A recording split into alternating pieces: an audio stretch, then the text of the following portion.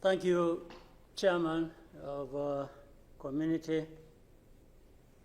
I want to associate myself with what has been said, especially what our sister President Samia Suluhu has just mentioned. But before that, let me raise a couple of questions maybe to guide us.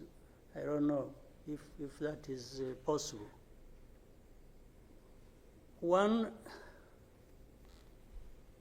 is there anybody among us who did not see this coming? I for one, I saw it coming to be where we are now. I saw it coming because I did not see who was taking charge of the process, who was listening, who was trying to provide any kind of guidance as to what we should be doing from one thing or one day to another. And by this, I want to also ask, as the East African community, what did we want from the beginning? Or what did we do about that? What are we doing now? And what do we want to do for where we want to go?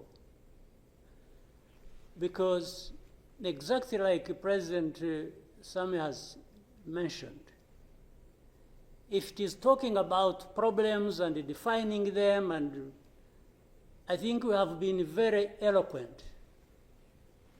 We have talked about all kinds of things.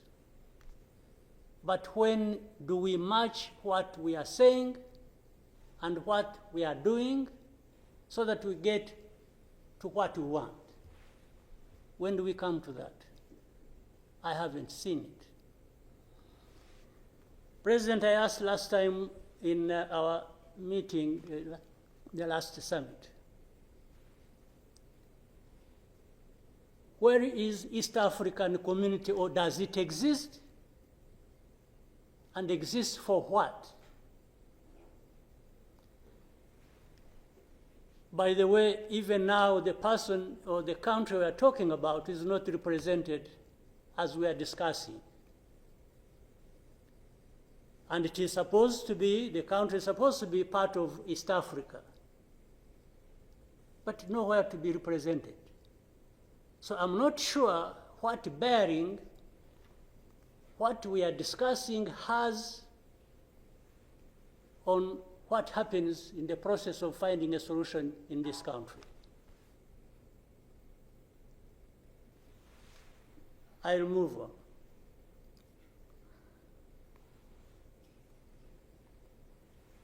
The conflict that was created from the time we had the East African community get involved in trying to help in Congo, and later on when the East African force was trying its best and we are seeing progress, Tshisekedi decided they are not doing what he wanted and went to SADC. SADC agreed they would come and do what he wanted and sent everybody else packing. And that we complied and kept quiet. What really did we expect to come out of this? Now, worse still, I think even in East Africa itself, ourselves, maybe we have different understanding of what the problem is, and we have never come together to agree or even disagree and find a way to come together finally to do what we ought to do to deal with this problem. Or we simply decided, each country, to move on its own with a different agenda arising out of involvement or whatever in Congo, and that was enough. If your interests were catered for by Tshisekedi, that was fine, even if the others' interests or concerns were not taken care of. You can imagine, therefore, what chaos comes out of that kind of situation. We are, on one hand, assuming or pretending we are coming together over an issue and trying to find a solution, while at the same time, each country is pulling in its own direction, different from the others. This is the fact of the matter. Now, but even if we were doing everything right, all of us, nothing is going to come out of it until those mainly concerned are also part of it and participating and contributing to the success of the process through which they are getting the support. But if the parties decide or accept to be manipulated, because, and by the way, that's exactly what happened, and I think in Congo, there are experts for doing that. They would go to one party and promise them something, and then they would decide to keep quiet about what is obviously going to result into problems like we are seeing now. Or, like he did, he didn't want East African community because they were not doing things the way he wanted, even if it was not right.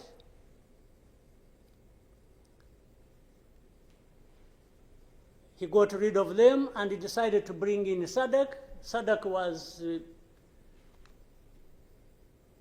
without any question, coming to assist Tshisekedi to fight alongside FDLR, these murderers of our people here in this country, to fight against mercenaries, and to have Burundi on ethnic political basis decide to support Tshisekedi in whatever endeavor, including exactly doing what those murderers did to our people and what they are doing in Eastern Congo. They have displaced people, they have killed people, they have persecuted them on a daily basis for who they are. We have refugees here who have been here for the last 20 plus years, just dislocated from Congo and sent to Rwanda because they say these are ethnic Tutsis and therefore they belong to Rwanda, they don't belong there. And everybody is around. I don't know how many entities we have in Congo, honestly. We have MONUSC, we have some DRC, we have mercenaries, we have Burundi, we have FDLR that has joined them, and everybody is there watching this thing, and we pretend it's like we don't understand what has been going on for all these years. And then when things like this of last week erupted, we behave like we are surprised or we are concerned about humanitarian crisis, about this and that. Isn't persecuting and killing people and displacing them part of that humanitarian concern? So as East Africans, we sit here and then do what about it? For the last 2 days, on Monday and today this morning, I spoke with the president of South Africa, who sought me out to speak with me on this matter because of their involvement in Eastern Congo. And he's also there pretending to be playing a peacemaker role. And he has a force that has been fighting alongside FDLR and has been fighting the M23 on the instructions of Tshisekedi, because these are people who are not supposed to be in Congo, that these are from Rwanda, or the M23 are not Rwandans, please. These are Congolese, and one time he accepts it, then another time he says, no, part of it is yes, and then the other part is from Rwanda, and these are he keeps on going. And how do we, leaders of our own countries, accept this to go on forever and just accept that we shall be manipulated by Tshisekedi or whoever is supporting him? And South Africa dares even issue threats about what is likely to happen after that, and so on and so forth. Of course, we will see what threats they are talking about. Maybe they should have done that exactly for which they have been issuing threats. They should have done it to clean up the mess in Eastern Congo, or to fight back those who have been trying to clean up the mess. So then you have the whole international community just confused. They talked about Rwanda, they talked about the Nairobi process. Honestly, even here, maybe you will help me understand what all this means. The processes became an end in themselves. And the people leading these processes became more important than the results of the processes. The Nairobi process became a Uhuru process. Then the Rwanda process, it's like you can't say anything that will displease President Lorenzo. Definitely, this does not help deal with such a serious matters as we are faced with today. That in the end, just because they can't be addressed, we have such a situation like we have now. And if anybody, and above all, I don't understand how Tshisekedi keeps thinking that he will resolve the problems to do with rights of people militarily. Kill them, shoot them, bring in forces that are ready to help, like especially Burundi, well, I don't know whether that has been helpful for the last few days or weeks they have been doing that. So I want us to, Chairman, Your Excellencies, I want us, whatever we are saying and whatever we intend to do, we capture the context rightly and then proceed based on that, and maybe we can get somewhere. But otherwise, if we keep saying good things, saying that, and to each other being nice, and then each one fulfilling their own interests other than others' interests, the common interests we have as East Africans, then I don't see how we are going to contribute effectively to finding a solution. But really to have even had East African community expelled from Eastern Congo and everybody complied and then there was quiet. It's as if it was normal or that is okay. Everything dictated by the country or the person we are trying to help. I didn't understand that. And that's where we are now. That's how we are here, where we are. So let me maybe for now stop here. I would really want to hear advice of others, but I think it's not just a plaything. It's not, it's a serious matter, evidently, because it consumes people's lives. And the other day, 2-3 days ago, we lost people. There was a lot of sharing from Eastern Congo, from